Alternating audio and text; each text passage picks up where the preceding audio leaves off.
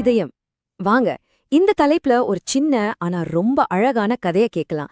நம்ம வீடுனா என்ன, அது எதுக்காக இருக்கு, அதோட உண்மையான நோக்கம் என்னன்னு ரொம்ப எளிமையா புரிய வைக்க போற ஒரு கதை இது. சரி, வாங்க கதைக்குள்ள போகலாம். இந்த கதை அஞ்சலிங்கிற ஒரு சின்ன பொண்ண பத்தினது. ஒரு நாள் அவளோட வாழ்க்கையில நடந்த ஒரு சின்ன சம்பவம் நம்ம வீடுங்கிறது வெறும் செங்கலும் சிமெண்ட்டும் இல்ல, அதுக்கும் மேல அதுக்கு ஒரு பெரிய அர்த்தம் இருக்குன்னு அவளுக்கு புரிய வச்சது. அது என்னவா இருக்கும், வாங்க பாப்போம். அஞ்சலியோட குட்டி கனவு. அவகிட்ட ரொம்ப அழகான கலர் கலரா ஒரு உண்டியல் இருந்துச்சு. அந்த உண்டியலுக்குள்ள அவளோட ஒரு பெரிய கனவு பத்திரமா இருந்துச்சு. என்ன கனவு தெரியுமா? தெருமுனையில இருக்கிற கடையில கண்ணாடிக்குள்ள வச்சிருக்கிற அந்த பெரிய பளபளப்பான பொம்மைய எப்படியாவது வாங்கிடணுங்கிறது தான். அதுக்காக பல வாரங்களா தனக்கு கிடைக்கிற ஒவ்வொரு சில்லறை காசையும் அவ்ளோ ஆசையா அந்த உண்டியலுக்குள்ள போட்டு சேர்த்துக்கிட்டு வந்தா.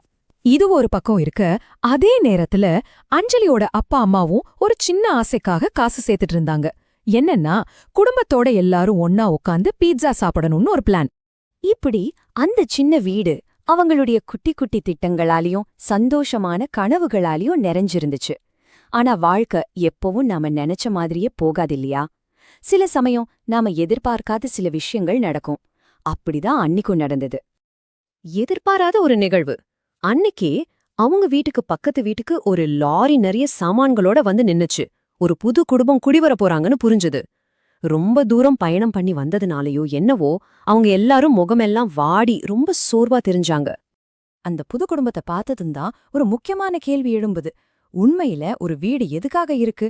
நம்ம ஆசைகளையும் கனவுகளையும் நிறைவேற்றிக்கிறதுக்காக மட்டும்தானா, இல்ல அதுக்கும் மேல அதுக்கு ஒரு பெரிய நோக்கம் இருக்கா? அன்பால் சமைக்கப்பட்ட உணவு. இப்போ அஞ்சலி வீட்டு ஜன்னல் வழியா இதையெல்லாம் பாத்துக்கிட்டே இருக்கா. அவங்க அப்பா அம்மா புதுசா வந்தவங்க கிட்ட ஏதோ பேசிட்டு இருந்தாங்க. அவங்க முகத்துல இருந்த சோர்வை பார்த்ததும் அஞ்சலியோட அப்பா அம்மாவும் ஒருத்தர் பாத்துக்கிட்டாங்க. அந்த பார்வையிலேயே ஏதோ ஒரு முடிவு எடுத்துட்டாங்க. இங்க பாருங்க, ஒரு பக்கம் உங்களோட பீட்சா சாப்பிட்ற திட்டம், இன்னொரு பக்கம் அந்த புதுசா வந்தவங்களோட தேவை ஒரு அன்பான வரவேற்பு. அப்போ அஞ்சலியோட அப்பா அவகிட்ட சொன்னா, கண்ணு, நம்ம பீட்சா பிளான் அப்புறம் பாத்துக்கலாம். ஆனா இப்போ அவங்களுக்கு நாம உதவி செய்யறதுதான் ரொம்ப முக்கியம். நம்ம வீட்டுக்கு வர்றவங்கள உபசரிக்கிறது தான் ஒரு நல்ல இல்லறத்தோட அழகு. அஞ்சலி ஆச்சரியமா பாத்துட்டு இருந்தா. அவங்க அம்மா உடனே சமையலறைக்கு போய் சூடா சாப்பாடு செஞ்சு ஒரு பாத்திரத்துல எடுத்துட்டு போய் பக்கத்து வீட்ல கொடுத்தாங்க. அத வாங்குன அந்த புது குடும்பத்தோட முகத்துல தெரிஞ்சதே ஒரு நன்றி, ஒரு சின்ன புன்னகை. அத வார்த்தையால விவரிக்கவே முடியாது. உண்மையான புதையல். அந்த ஒரு நொடியில அஞ்சலிக்குள்ள ஏதோ ஒன்னு மாறுச்சு. மனசுக்குள்ள ஒரு பெரிய வெளிச்சம் வந்த மாதிரி ஒரு உணர்வு. இவ்ளோ நாளா அவ ஆசையா சேர்த்து வச்ச அந்த பொம்மை திடீர்னு அவ்வளோ ஒரு முக்கியமான விஷயமா அவளுக்கு தெரியல. உடனே என்ன செஞ்சா தெரியுமா? வீட்டுக்குள்ள ஓடிப்போய் அவளோட உண்டியல் எடுத்தா. அது கூடவே தனக்கு ரொம்ப பிடிச்ச ஒரு கதை புத்தகத்தையும் எடுத்தா. உண்டியல்ல இருந்த காசுல ஒரு சின்ன மரக்கன்றை வாங்கிட்டு வந்து அந்த புத்தகத்தோட சேர்த்து புதுசா குடிவந்திருந்த அந்த வீட்ல இருந்த சின்ன பையன்கிட்ட ரொம்ப அன்பா கொடுத்தா. அந்த பையன் முகத்துல ஒரு புன்னகை வந்துச்சே, அந்த புன்னகை எந்த ஒரு கடைஜன்னல்ல இருக்கிற பொம்மையை விடவும் 1000 மடங்கு பிரகாசமா இருந்துச்சு.